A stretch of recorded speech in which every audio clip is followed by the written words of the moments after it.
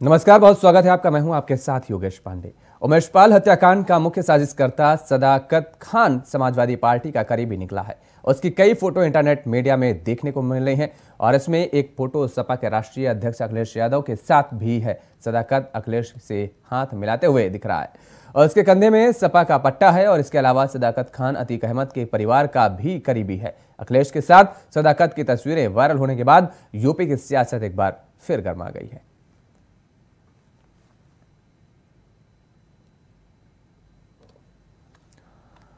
तो मास्टरमाइंड सदाकत की तस्वीरें वायरल हो रही हैं, जो कि समाजवादी पार्टी के बेहद करीबी माना जा रहा है। और ये तस्वीरें अब वायरल हो रही हैं, जिसको लेकर के भारतीय जनता पार्टी की तरफ से तमाम सारे सवाल भी किए जा रहे हैं और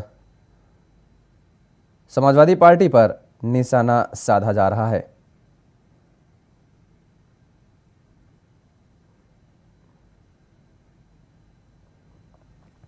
मास्टरमाइंड का सियासी निकला एंगल और मास्टरमाइंड का अखिलेश के साथ ये फोटो वायरल हो रहा है।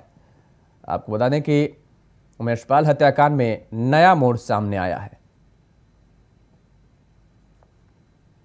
और इसी खबर पर ज्यादा जानकारी के साथ हमारी सहयोगी स्वीटी दीक्षित हमारे साथ सीधे लाइव बनी हुई हैं। स्वीटी, अब ये तस्वीरें वायरल हो रही हैं समाजवादी पार्टी के मुखिया अखिलेश यादव के साथ, अब किस तरीके की सियासत देखने को मिल रही है? देखिए, इसके बाद ये पता चल रहा है कि समाजवादी पार्टी जब इतने उमेश पाल के हत्याकांड को लेकर जो लगातार सवाल खड़ा कर रही थी, अब वो बैकफुट पे होते हुए कहीं ना कहीं नजर आ रही है। देखिए, इसका पूरा का पूरा कनेक्शन जो है समाजवादी पार्टी से नजर आ रहा है। किस तरीके से फोटो जो है अखिलेश यादव के साथ वायरल हो रही है, इसी जानकारी में शिवपाल यादव से लोगों ने बात करने की कोशिश की तो शिवपाल यादव ने बिना कुछ बोले सीधे चले गए। यानी कि साफ है कि अब बैकफुट पे नजर आ रही है समाजवादी पार्टी। सदाकत खान की बात करें तो बहुत मास्टरमाइंड ये कहा जा रहा है इस पूरे हत्याकांड का। इसी के साथ आपको जानकारी दे रही कि एक कमरे में बंद होकर उसने पूरी इस साजिश को अंजाम दिया है कि किस तरीके से उसकी हत्या की जाए। और बीएसपी राजूपाल के हत्याकांड के जो गवाह थे उमेश पाल, उसकी हत्या जो है प्रयागराज में कर लिया। उसके बाद से सदाकत खान का इसमें पूरे मामले में जो है मास्टरमाइंड माना जा रहा था। फिलहाल वो पुलिस के हिरासत में है इस वक्त। लेकिन सबसे बड़ा सवाल जो है यही खड़ा होता है योगेश, की देखिए किस तरीके से समाजवादी पार्टी के तमाम नेता, तमाम लोगों का जो भी गैंगस्टर है या माफिया, उन सबका कनेक्शन जो है सपा से ही मिलने को देखता है। और देखिए, अब जब क्वेश्चन ये किया जाता है बीजेपी की तरफ से कि तमाम जो कनेक्शंस है आपसे क्यों मिलते हैं, तो एकदम चुप्पी साध लेते हैं। अब इसी पे राकेश त्रिपाठी ने ट्वीट करते हुए लिखा है कि तमाम माफी, चाहे अतीक अहमद हो गया या फिर ऐसे सदाकत खान, सबके साथ जो है सपा का कनेक्शन देखने को मिलता है। अब इसी पे ट्वीट करके जो है राकेश त्रिपाठी ने घेरा समाजवादी पार्टी को। तो समाजवादी पार्टी के मीडिया सेल ने ट्वीट का जवाब देते हुए कहा कि भाजपा की अगुवाई में जो है ये कत्ल हुआ है, भाजपा की अगुवाई में जो है ये हत्याकांड हुआ है। तो कहीं ना कहीं देखिए, समाजवादी पार्टी इस वक्त यही कह रही है कि वर्तमान में बीजेपी की सरकार थी जिसके बाद से जो है लगातार ये हत्या हो रही है। यानी कि अपना जो भी उनकी तरफ से किया गया वो नहीं माना जा रहा, सीधे बीजेपी पर निशाना साधा जा रहा है। तो ये पहली बार नहीं है जब ऐसे कोई माफिया या गैंगस्टर का कनेक्शन जो है सपा की तरफ से देखने को मिलता है। हमेशा से शुरुआती दिनों में भी देखिए कि गैंगस्टर भूमाफियों को हमेशा से सपा ही बढ़ावा देते हुए नजर आ रही है। हम पिछले दिनों की बात कर ली जाए तो किस तरीके से योगी आदित्यनाथ ने जो है विधानसभा में ये भी कहा था कि सारे गैंगस्टर सपा के जो है उससे कनेक्शन होता है। अब देखिए, जितने भी गैंगस्टर है, जितने भी भूमाफिया, उन सबको मिट्टी में मिला दिया जाएगा। तो कहीं ना कहीं सपा पे ये बहुत बड़ा सवाल खड़ा होता है कि आखिरकार सारे कनेक्शन जो है सपा से ही क्यों निकल के आते हैं गैंगस्टर के। योगेश, बिल्कुल, लेकिन स्वीटी, इस दौरान ये भी खबर निकल करके सामने आ रही है कि दरअसल ये पूरी जो साजिश रची गई है हत्या की, वो एक मुस्लिम हॉस्टल में रची गई है। तो किस तरीके की और खबरें निकल करके आई हैं कि मुस्लिम हॉस्टल में कौन कौन पहुंचता था और किस तरीके से कौन कौन वहां पर इस हत्या की साजिश रचने में मौजूद रहता था? जी, सबसे पहले जानकारी दे दूं कि सदाकत खान का जो कनेक्शन है, बहुत अच्छा दोस्त जो है अतीक अहमद के बेटे के साथ माना जाता है। देखिए, इसी पूरे हमले में जो भी है सबसे ज़्यादा सदाकत खान जो है मास्टरमाइंड माना जा रहा है। इसमें सबसे बड़ा कनेक्शन जो है सपा के साथ निकल के सामने आ रहा है। अब देखिए, मुस्लिम एंगल की बात कर ली जाए तो तमाम ऐसे भू माफिया है जो सपा के साथ कनेक्ट अभी भी है। अब राजूपाल के हत्याकांड का गवाह था उमेश पाल, जिसकी हत्या जो है प्रयागराज में कर दी गई। किस तरीके से हमने देखा कि वो विजुअल्स, वो तस्वीरें अभी भी हमारी आंखों पे छाई हुई है। अब देखिए सबसे बड़ा सवाल तो यही उठता है कि सपा के साथ ही सबका कनेक्शन क्यों निकल के आता है, चाहे भूमाफिया हो गए, चाहे गैंगस्टर हो गए, क्योंकि सपा लगातार जो है अब देखिए बैकफुट पे होते हुए नजर आएगी। सपा लगातार इस हत्याकांड के बाद से हमने देखा किस तरीके से विधानसभा में भी उन्होंने हंगामा किया था, लगातार क्वेश्चंस कर रहे थे कि आखिर बीजेपी के राज में इतने हत्याकांड कैसे हो रहे हैं। अब सवाल सीधे सपा से यही है कि जो तस्वीरें वायरल हो रही है उसका सच क्या है, कि जो तस्वीरें वायरल हो रही है उसमें जो दिख रहा है वही सच्चाई है या इसके पीछे कुछ और एंगल निकल के सामने आ रहा है। योगेश, बिल्कुल, बहुत बहुत शुक्रिया तमाम सारी जानकारी देने के लिए। स्वीटी दीक्षित हमारे साथ हमारे सहयोगी जुड़ी हुई थी। जिस तरीके से उन्होंने बताया कि सदाकत के रिश्ते समाजवादी पार्टी से सामने निकल कर के आ रहे हैं और नज़दीकियाँ अखिलेश यादव के साथ की निकल के आ रही हैं। उनके साथ की तस्वीरें भी अब सोशल मीडिया पर वायरल हो रही। लेकिन इसी बीच आपको सीधे ले चलेंगे उत्तर प्रदेश की विधानसभा, जहाँ पर विधानसभा की कार्यवाही चल रही है। आपको सीधी तस्वीरें दिखाते हैं।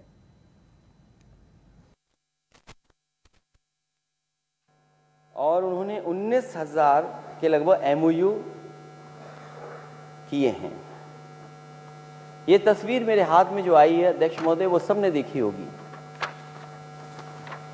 हालांकि तस्वीर नहीं दिखा सकते, लेकिन ये बड़ा मामला इसलिए मैं तस्वीर दिखा रहा हूँ। ये टीवी पर चली, सोशल मीडिया पर चली, अखबारों में छपी और न जाने कितना इसके लिए खर्च किया गया होगा। गमलों पे तो खर्च हुआ ही हुआ था, सफाई पे खर्च हुआ था। आज एक अखबार में मैं पढ़ रहा था कि जहां पर इन्वेस्टमेंट मीट हुई वहां 20 दिन से सफाई नहीं हुई है और जितने गमले, जितना कुछ सजावट थी वो सब समाप्त हो चुकी, सब खत्म हो गया है। तो मुझे लगता है कि जिस तरीके से हवा में 19,000 MOU दिखाए गए थे और 33 लाख हवा में दिखाए गए थे, ये सब का सब इन्वेस्टमेंट हवा में ही दिखाई दे रहा है।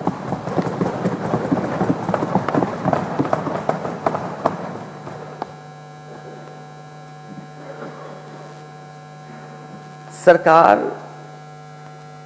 हमारे फाइनेंस मिनिस्टर और सरकार, बगल में नेता सदन, ये मानते हैं कि $1 ट्रिलियन की इकॉनमी हासिल कर लेंगे। हम विपक्ष की तरफ से अध्यक्ष महोदय, सरकार से मेरा पहला प्रश्न यही है कि जिस रफ्तार से उत्तर प्रदेश की ग्रोथ है, जो national statistics office, ministry of statistics and programme implementation, government of India का डेटा कहता है, उसमें हमें क्या GDP चाहिए होगी, हमारी ग्रोथ क्या हो।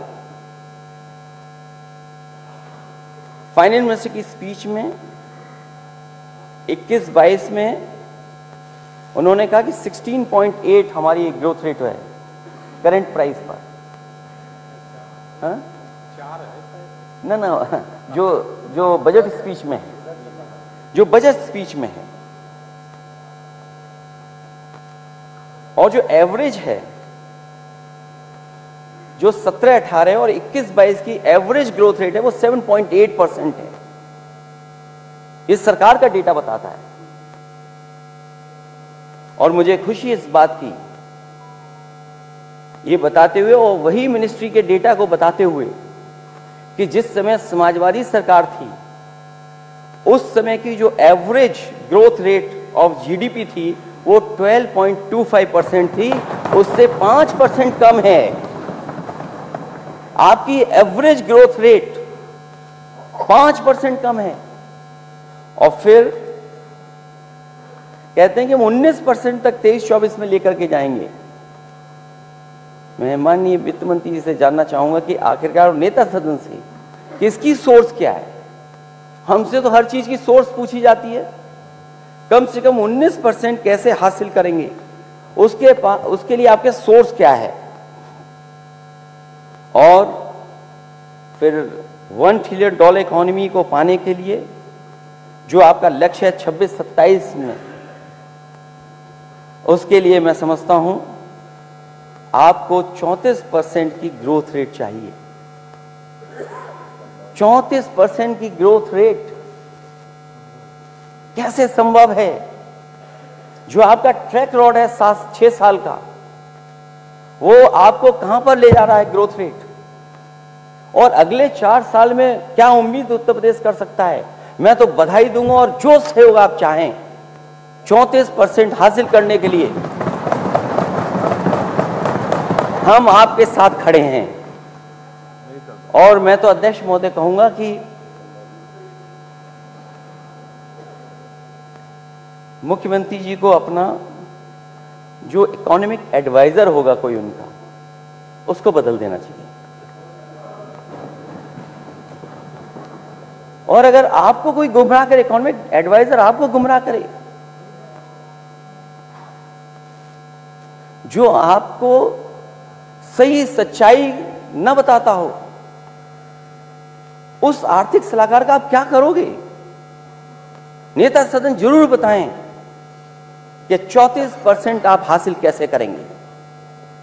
और मैं अध्यक्ष महोदय कहता हूं, हम समाजवादियों का घोषणा पत्र ले लें, ये 34% हासिल कर सकते हैं। लेकिन उसको हासिल करने के लिए बड़ी बुद्धि की बात हो रही थी। बहुत बुद्धि है, जाने कहां बुद्धि है। अध्यक्ष महोदय, हालांकि मुझे नहीं पता वर्ड अनपार्लियामेंट्री है, पार्लियामेंट्री वर्ड है बुद्धि। मैं अध्यक्ष जी आपसे चाहूंगा कि आप मुझे बताएं कि बुद्धि का बस इस्तेमाल कर सकता हूं कि नहीं कर सकता हूं।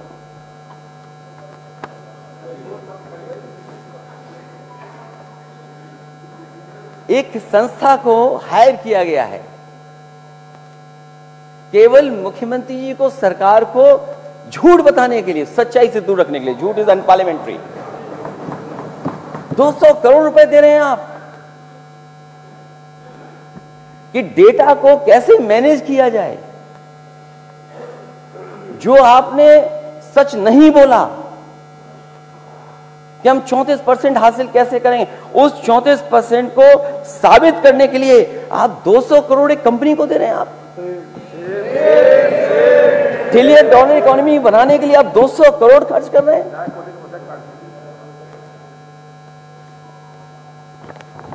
अब समझ लीजिए अध्यक्ष महोदय, माननीय सदस्य, कि जो 6 साल में नहीं कर पाए उन्हें 200 करोड़ रुपए खर्च करने पड़ रहे हैं। इनके आर्थिक सलाहकार फेल, इतनी बड़ी कॉम्पिटिटिव अधिकारी फेल, आपका प्लानिंग कमीशन फेल, आपका वित्त विभाग फेल। 200 करोड़ देकर के डिलॉयट कंपनी से आप सुझाव लेंगे? आपकी सदियों सदियों बनी हुई संस्थाएं आपने धक्का मार दिया उसको। और फिर सरकार कहती है कि 4.2% अनएम्प्लॉयमेंट रेट है। जिस तरह गन्ने में गुमराह करते हैं, हम सदस्य जितने भी विपक्षी है वो ये पूछते हैं कि बकाया कितना है। सरकार कहती है हमने इतना पे कर दिया है। हम सभी माननीय सदस्य जानना चाहते हैं सरकार से कि बकाया क्या क्या है। कहते हैं हमने तो इतने लाख पे कर दिया। इसी तरह आप कहते हैं कि अनएम्प्लॉयमेंट रेट 4.2%। ये एम्प्लॉयमेंट का डेटा नहीं हो सकता, रोजगार का और नौकरी का डेटा नहीं हो सकता अनएम्प्लॉयमेंट। अगर सच्चा आंकड़ा सरकार को बताना है तो एम्प्लॉयमेंट रेट बताना चाहिए। एम्प्लॉयमेंट रेट क्या है सरकार की?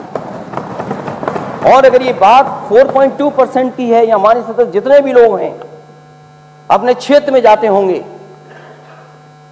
तो क्या उन्हें रोजगार नहीं दिखाई दे रहे हैं? रोजगार नहीं है उनके क्षेत्र में? क्या सबको नौकरी मिल गई? सबको नौकरी मिल गई। इसलिए सरकार को एम्प्लॉयमेंट रेट बताना चाहिए। और जो विभागों में खाली पड़ी हैं नौकरियां, वो कब सरकार भरेगी? और अगर सरकार बताती है, जो मैं आंकड़े पेश कर रहा हूं CMI का ही है, कोई हमारा साथी माननीय सदस्य बता रहा था ये आंकड़ा कहां का है, उसी का आंकड़ा देख लीजिए। क्या एम्प्लॉयमेंट रेट जो पिछली सरकार में था, समाजवादियों की सरकार में था, उससे आप नीचे गए हैं कि नहीं गए हैं?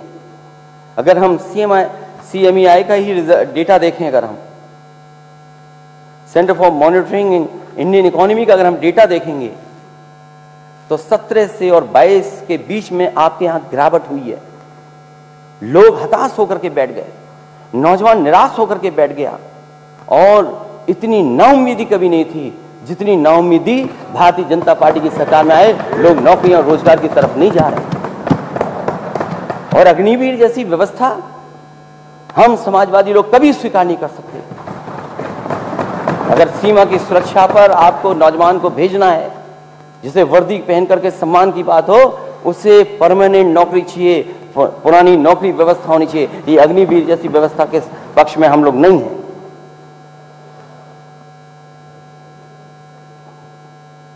सरकार जहां सपने दिखा रही है $1 ट्रिलियन इकोनॉमी का, बड़ी बड़ी इंडस्ट्री के लोगों का स्वागत कर रही है अध्यक्ष महोदय, वहीं एमएसएमईज का क्या दोष है जो सबसे ज्यादा नौकरी दे रहा है, सबसे ज्यादा रोजगार दे रहा है। इन्वेस्टमेंट मीट में आए, बड़ी खातिरदारी हुई, कूपन को लेकर के कूपन बांटे गए। जब इन्वेस्टर्स लंच के लिए कम पड़ गए तो कूपन फ्री बटे, जिसको टाई पहन करके, अच्छे कपड़े पहन करके और कूपन हासिल करके लंच कर ले। ये स्थिति थी। जो एमएसएमई है उसके लिए क्या किया? ये बड़े उद्योगपति तो पहले भी आए थे,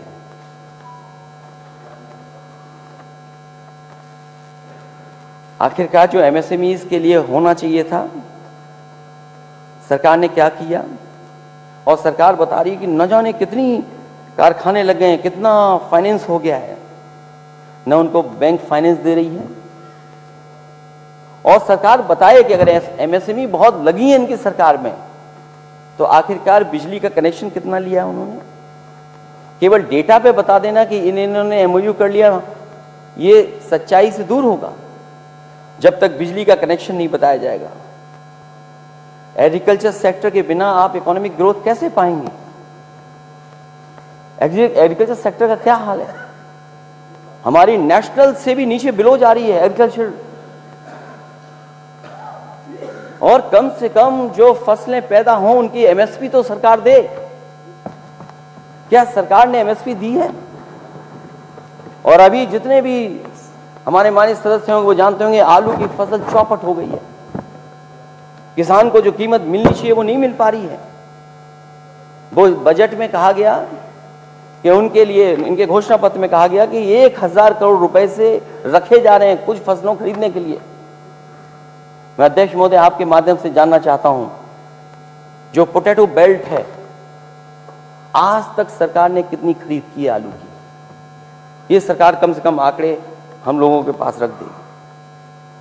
ओडीओपी बहुत फेमस, सरकार ने पूरा का पूरा प्रचार ODOP, one district one product, एक लंबी सूची है वन डिस्ट्रिक्ट वन प्रोडक्ट की।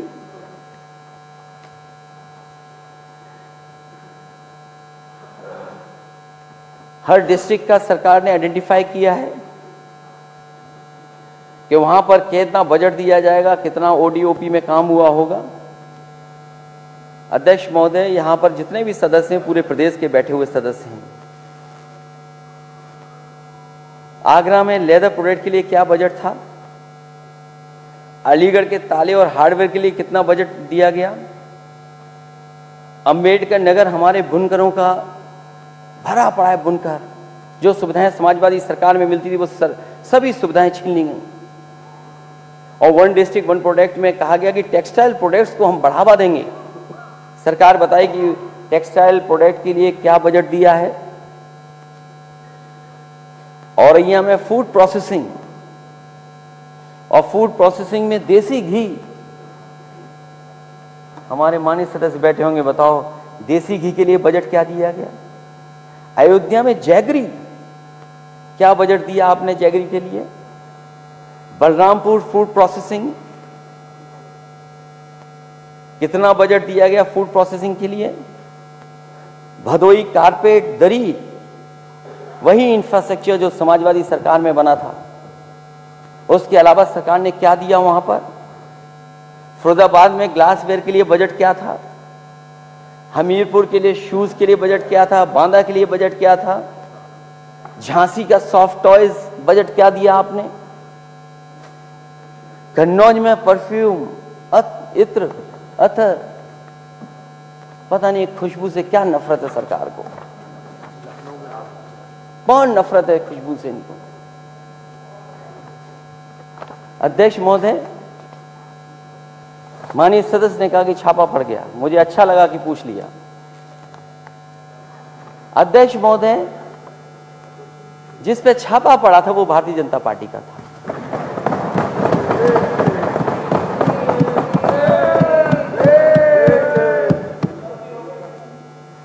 अरे अध्यक्ष महोदय, मैं माननीय सदस्य से कहूंगा अध्यक्ष जी से मिल ले चुपचाप, क्योंकि कानपुर के जिस उद्योगपति पे छापा मारा गया था उससे समाजवादियों का कोई रिश्ता नहीं था, क्योंकि चुनाव उत्तर प्रदेश में था। समाजवादी लोग कैसे बदनाम हों, समाजवादियों पे कैसे आरोप लगे, इसलिए वो छापा मारा गया। और गलती डिजिटल इंडिया की थी, क्योंकि जिसने इत्र का और परफ्यूम का लॉन्च किया था उसका नाम भी पी जैन है, वो भी कन्नौज का रहने वाला है, वो भी उसी मोहल्ले का है, उसका भी कारोबार कानपुर में है, मुंबई में है। पता नहीं कंप्यूटर में क्या दिखाई दिया डिजिटल इंडिया में कि जिसके यहां छापा मारना था उसके यहां छापा नहीं मारा अध्यक्ष महोदय, अपने यहां ही जो काम करता है, जो बीजेपी का समर्थक था, उसके यहां छापा मार दिया। और अपनी खीज मिटाने के लिए इन्होंने फिर दोबारा उसके ऊपर छापा मारा। ये तो छापामार सरकार है, और ये कोई नई चीज नहीं है। जो दिल्ली में रहता है वही छापा मारता है। पहले भी सरकारें थी और ये भी सरकार है। कम से कम बीजेपी के लोगों ने कांग्रेस पार्टी से कुछ अच्छा सीखा है, क्योंकि कांग्रेस पार्टी भी छापा मारती थी। बीजेपी ने कम से कम कांग्रेस के रास्ते पे चलने का काम किया है। बीजेपी ने अब बहुत नए नए विधायक जीते हैं, माननीय सदस्य जीते हैं, इनको पुराना इतिहास कांग्रेस का पढ़ना चाहिए। मेरठ स्पोर्ट्स प्रोडक्ट बजट क्या था? तो ये आखिरकार ओडीओपी का प्रचार क्यों है इतना, जब आप बजट नहीं दे रहे हैं उसके लिए? और जो $1 ट्रिलियन इकोनॉमी में एमओयू किए हैं, उसकी सच्चाई कब तक जानेगा उत्तर प्रदेश? इससे पहले जो इन्वेस्टमेंट मीट हुई थी, जिसमें लगभग 4 लाख करोड़ से ज्यादा के एमओयू साइन हुए, अध्यक्ष महोदय, देश के सब उद्योगपति वो आए जो दूसरी इन्वेस्टमेंट मीट में आए, लेकिन अध्यक्ष महोदय एक भारतीय जनता पार्टी के मित्र उद्योगपति नहीं आए।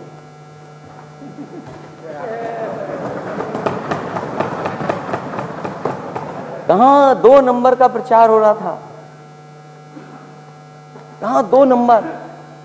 भारत को गर्व होता है इस बात पर कि भारत का एक उद्योगपति दुनिया में नंबर 1 पर पहुंच गया। हमें भी गर्व होता, हम भी कहते कि देखो हमारा उद्योगपति कम से कम इतना अच्छा कारोबारी है, कारोबार करता है कि दुनिया के नंबर 1 पर है। दुनिया के बड़े बड़े उद्योगपतियों को पछाड़ दिया उसने। क्या है बिग जॉस, क्या है दूसरा इंडस्ट्रियलिस्ट? दुनिया में हमारा इंडस्ट्रियलिस्ट है। केवल एक रिपोर्ट ने, केवल एक रिपोर्ट ने, सोचिए अध्यक्ष महोदय, कहां दुनिया के दूसरे नंबर की और कहां दुनिया के किस नंबर पे कोई नहीं जानता आज कहां पर है।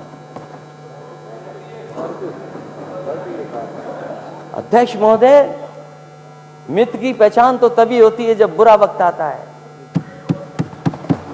क्या बीजेपी ने अपने मित्र को छोड़ दिया?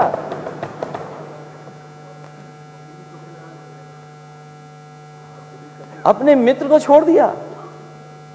अरे कम से कम इस इन्वेस्टमेंट मीट में तो आते मित्र, और अगर मित्र को छोड़ दिया तो हमारे जो माननीय वित्त मंत्री जी हैं वो एक्सप्रेसवे से कैसे लखनऊ आएंगे?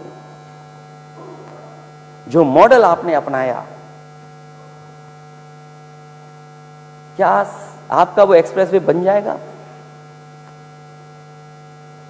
जो मॉडल, जिस मॉडल पे आपने उन उद्योगपतियों को उत्तर प्रदेश में लाए, क्या उस मॉडल से आपका सड़क बन जाएगी? मुझे खुशी इस बात की, क्योंकि मैं हमेशा इस बात को कहता था कि अगर आप स्पीड को बढ़ा देंगे और जब कभी भी किसी एक्सप्रेसवे, किसी 4 लेन एक्सप्रेसवे का मैंने शिलान्यास से उद्घाटन किया होगा तो मैं ये जरूर कहता था, एक अमेरिका की कहावत बोलता था, मुझे अच्छा लगा।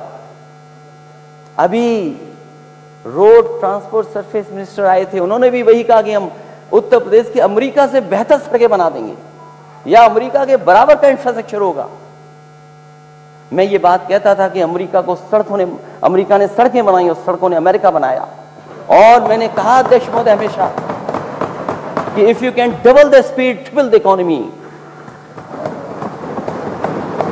नेता सदन, शायद ये बात आपके समझ में आ गई होगी जो मैंने कहा कि if you can double the speed you will triple the economy. और आपका एक्सप्रेसवे कैसा बना है? पूरी गाड़ी अंदर चली गई, लोग बड़ी मुश्किल से बाहर निकले।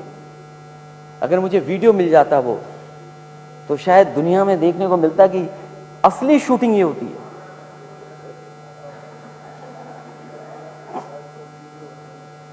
और जो बात एक्सप्रेसवे की है, वो कैसे बनेगा, वो मॉडल क्या था, उस मॉडल पे क्या आपका गंगा एक्सप्रेसवे बन जाएगा? जो आपने टाइमलाइन दी है, जो आपने समय तय किया है, क्या वो एक्सप्रेसवे बन जाएगा तब तक?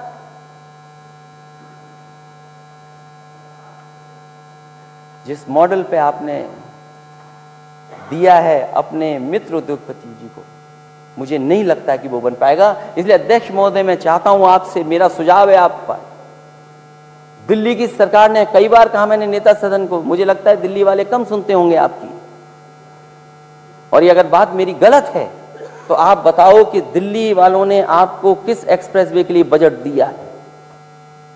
ये मौका है, आप अपना एक्सप्रेसवे दिल्ली वालों को दे दो और कम से कम दिल्ली वालों से बजट लेकर के बनवा लो। ये बनने वाला नहीं है, क्योंकि जिनको आपने दिया उनके साथ आप खड़े ही नहीं हैं। मैं केवल एक्सप्रेसवे की बातें नहीं कर रहा हूं, जो समाजवादी सरकार में काम हुए थे, इनका पीडब्ल्यूडी का बजट पिछली बार का, अगर मैं करेक्ट हूं तो 27,470, माननीय लालजी वर्मा जी, यही था बजट इनका पीडब्ल्यूडी का, 27,470, और खर्च हुआ कितना? 7,570 खर्च किया केवल।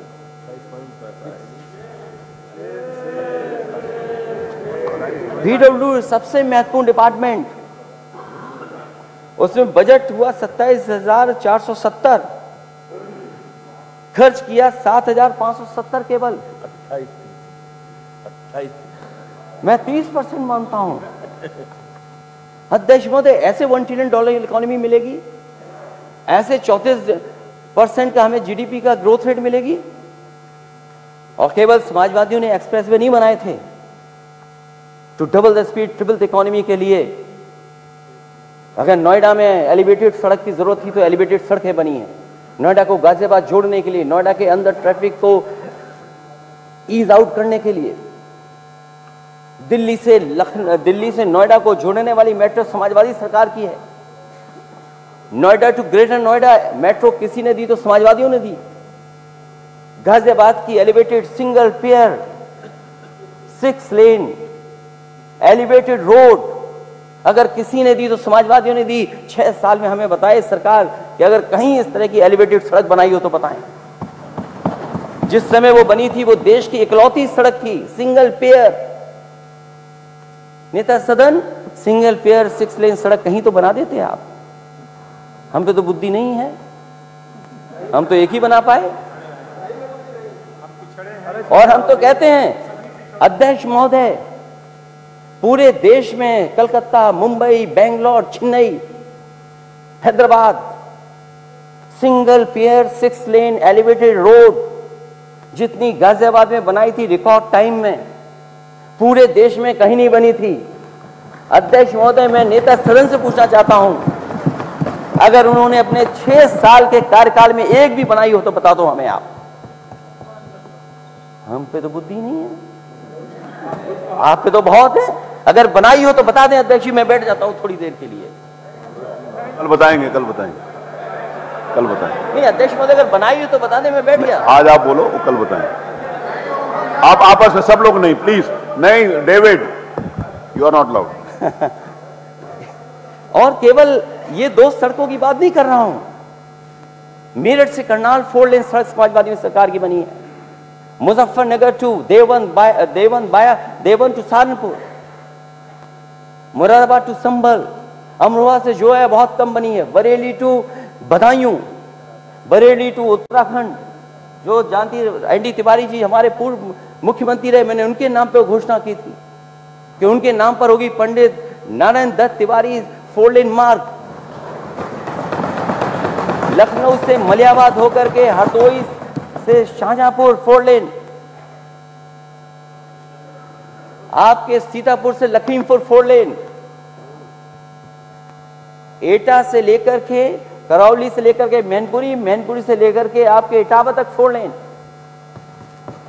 आपके शुकाबाद से लेकर के आपके बेवर तक 4 लेन,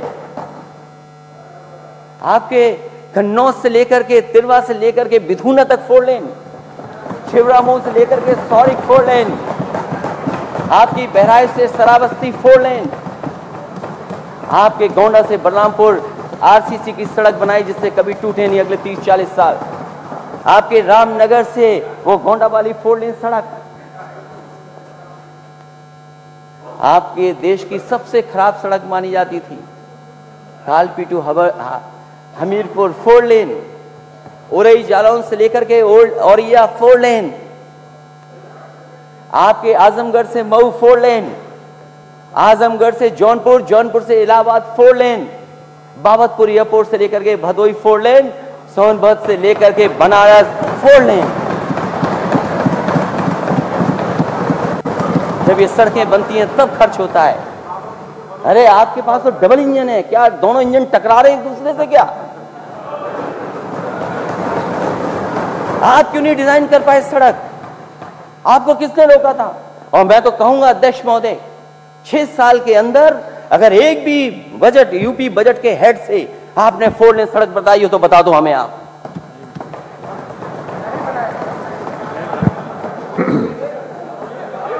वो कल बताएंगे अध्यक्ष महोदय, 6 साल में आप स्टेट बजट के हेड से बताओ ना, स्टेट बजट से हेड से। नहीं कर रहा, आप भी शांत रहिए, मैं रोक रहा हूं ना। आप मैं इधर भी बोलिए नहीं प्लीज, वो जवाब आएगा सही तरीके से, आप बैठिए। नहीं जवाब आएगा, जवाब का मौका मिलेगा ना, फिर हमें मौका मिलेगा। तो अभी तो केवल डेवलपमेंट पे बात हो रही है, और मैं बात एनएचआई की नहीं कर रहा हूं। अभी एनएचआई की बात नहीं कर रहा हूं, मैं स्टेट बजट के 4 लेन हेड पे बात कर रहा हूं। और कुछ हो सकता है मेरे दिमाग में बात इस समय ना आ रही हो 4 लेन की, वो शायद एक भी नहीं बनाई। अगर एक भी बनाई हो तो बता देंगे स्टेट हेड से क्या बनाया इन्होंने स्टेट बजट के। एनएचआई से मैंने कहा कि देश में एक्सप्रेसवे के लिए बजट मिल रहा है, लेकिन सबसे ज्यादा लोकसभा के सांसद यूपी जिताता है, लेकिन एक्सप्रेसवे के लिए बजट उत्तर प्रदेश को नहीं मिलता है।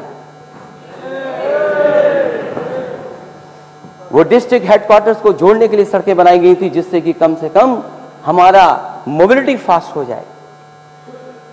बिजली सप्लाई के लिए सरकार में जो पावर प्लांट बनाए गए थे, उत्तर प्रदेश में हरदुआगंज का 660 सुपर क्रिटिकल थर्मल प्लांट समाजवादियों की देन है। एटा में जवारपुर समाजवादियों की देन है। 3 × 660 सुपर क्रिटिकल थर्मल प्लांट जो बन करके तैयार हो जाएगा, 2000 मेगावाट के लगभग बिजली मिलेगी। ललितपुर में एमओयू बहुजन समाज पार्टी की सरकार का था, लेकिन बहुत सारे एनओसी नहीं मिले थे उसमें। अगर उस प्रोजेक्ट को 2000 मेगावाट को किसी ने आगे बढ़ाया तो समाजवादी लोगों ने आगे बढ़ाया। आपका चाहे इलाहाबाद के हो, चाहे प्राइवेट प्लांट हो, चाहे एनटीपीसी का हो, समाजवादी सरकार में आगे बढ़ी, अनपारा का बढ़ा। तो आज जो बिजली बन रही है वो समाजवादियों की देन है। भारतीय जनता पार्टी बताए कौन सा नया प्लांट इन्होंने अपने कार्यकाल में शिलान्यास से कर करके उद्घाटन कर दिया हो। कोई उद्घाटन किया हो तो बताए, ये है इंफ्रास्ट्रक्चर, ये हमारे स्टेट को ग्रोथ पे ले जाएगा।